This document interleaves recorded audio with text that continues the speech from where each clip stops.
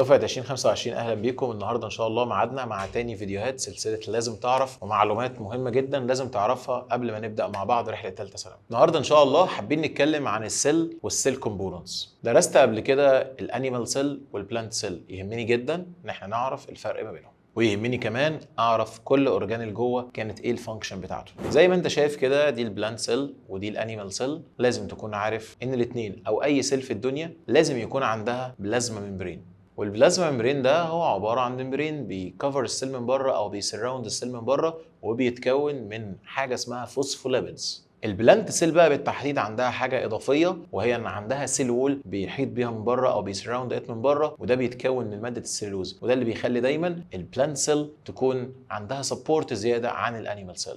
جوه اي سيل في فلويد عباره عن سائل اسمه سيتوبلازم، معظم الكومبوننتس بتاعته بتكون ووتر. وجوه السيتوبلازم ده هنلاقي فيه حاجات كتير، يعني هنلاقي طبعا فيه النيوكليوس، والنيوكليوس موجوده سواء في البلانت سيل او في الانيمال سيل، تحتوي على الدي ان ايه والكروموسومز. في كمان عندنا في السيتوبلازم مجموعه من الاورجانيلز، لازم تكون عارف الفانكشن بتاعت كل واحده. يعني مثلا عندنا الريبوسوم، والريبوسوم ده مسؤول عن البروتين سينسز، مسؤول عن تكوين البروتين، ودي معلومه مهمه جدا تعدي علينا في شابتر الار ان ايه، وطبعا هتعدي انا في اسئله كتير. في عندنا كمان السنتروسوم، والسنتروسوم ده عباره عن اورجانيل بيكون مسؤول عن السيل ديفيجن.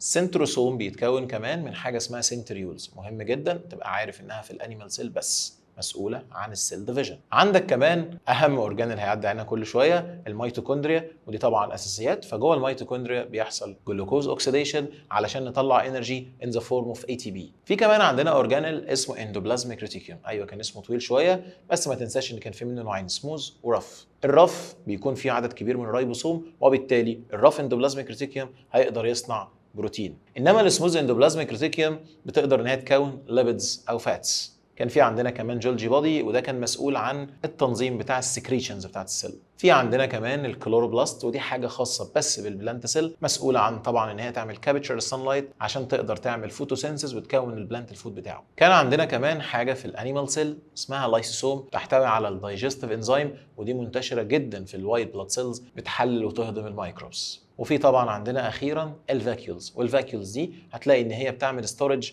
للنيوترونز او للويستس سواء في البلانت سيل او في الانيمال سيل. اتمنى تكون الفيديو عجبك واستفدت وافتكرت المعلومات، علشان ان شاء الله هتفيدنا كتير السنه الجايه. مع السلامه، واستنونا في الفيديو اللي جاي.